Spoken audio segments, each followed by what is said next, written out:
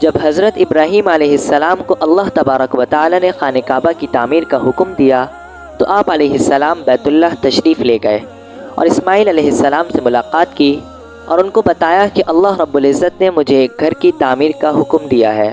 تو حضرت اسماعیل علیہ السلام فرمانے لگے ضرور تعمیر کیجئے۔ ایک روایت کے مطابق خانہ کعبہ کی بنیادوں کی نشاندہی حضرت جبرائیل علیہ السلام نے کی۔ جب نشاندہی ہو گئی تو حضرت ابراہیم علیہ السلام اور حضرت اسماعیل علیہ السلام نے تعمیر کا کام شروع کیا۔ جب کھدائی شروع کی تو قدیم بنیادیں ظاہر ہونے لگیں جن پر آدم علیہ السلام نے بیت اللہ کی تعمیر کی تھی۔ بنیادیں ظاہر ہونے کے بعد قدیم بنیادوں پر دوبارہ تعمیر شروع کی گئی۔ حضرت ابراہیم علیہ السلام جو کافی ضعیف ہو چکے تھے اپنے بیٹے اسماعیل علیہ السلام کے ساتھ خانہ کعبہ کی تعمیر میں لگ گئے۔ کوہ لبنان، کوہ ہرا، کوہ ابو قیس، کوہ صفا اور کوہ مروہ سے حضرت جبرائیل علیہ السلام پتھر لاتے۔ حضرت ابراہیم علیہ السلام ان پتھروں کو کعبے میں لگاتے اور اسماعیل علیہ السلام ان کی مدد کرتے۔ اس طرح خانہ کعبہ کی دیواریں بلند ہو کر اس مقام پر پہنچ گئیں جہاں حجر اسود لگا ہوا ہے۔ حضرت جبرائیل علیہ السلام کی نشاندہی پر جبل ابو قیس کی ایک چھوٹی سی پھو میں دو پتھر حضرت ابراہیم علیہ السلام کو دریافت ہوئے۔ ان میں سے ایک حجر اسود، دوسرا مقام ابراہیم کے نام سے جانا جاتا ہے۔ حجر اسود جنت کا پتھر ہے جسے حضرت ابراہیم علیہ السلام نے بیت اللہ شریف کے ایک کونے میں نصب کر دیا جسے بوسہ دے کر طواف کرتے ہیں۔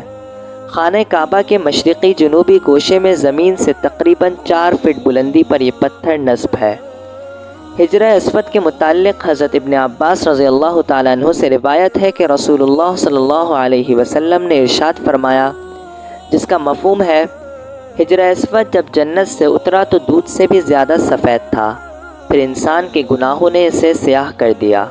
اور مقام ابراہیم نام کا پتھر بھی جنت کا یاقوت ہے، اس پر کھڑے ہو کر حضرت ابراہیم علیہ السلام نے کعبہ کی دیواریں بلند کیں۔ بعض روایتوں میں اس پتھر کی خصوصیات بیان کی گئی ہیں کہ جیسے جیسے خانہ کعبہ کی دیواریں بلند ہوتی گئیں یہ پتھر اونچا ہوتا چلا جاتا تھا، اور اسی پتھر پر کھڑے ہو کر آپ علیہ السلام نے حج کا اعلان کیا تھا۔ اس پتھر پر حضرت ابراہیم علیہ السلام کے دونوں پیروں کے نشانات موجود ہیں۔ اس وقت جو خانہ کعبہ کی تعمیر ہوئی اس پر چھت نہیں تھی، صرف 2 دروازے تھے۔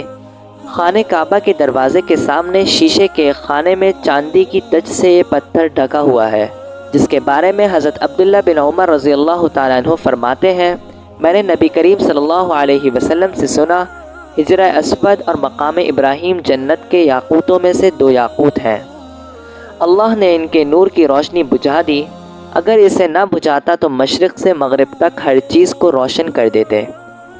خانہ کعبہ کی تعمیر سب سے پہلے فرشتوں نے کی تھی۔ امام زین العابدین بن سیدنا امام حسین ابن علی علیہ السلام سے کسی نے پوچھا کہ خانہ کعبہ کا سب سے پہلے طواف کس نے کیا؟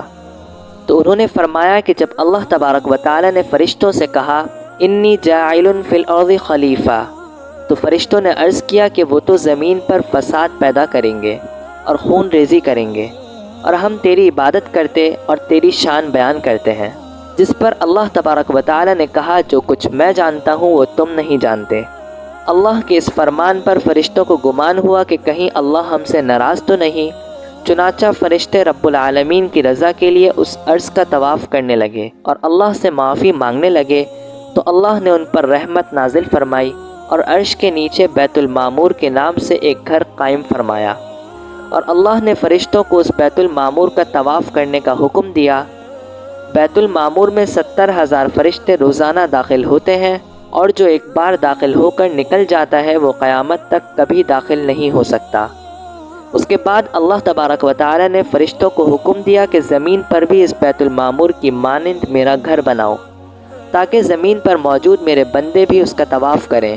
فرشتوں نے اللہ تبارک و تعالی کے حکم کی تعمیل کرتے ہوئے بیت اللہ شریف کی تعمیر کی اور اس کا نام السرا رکھا تھا۔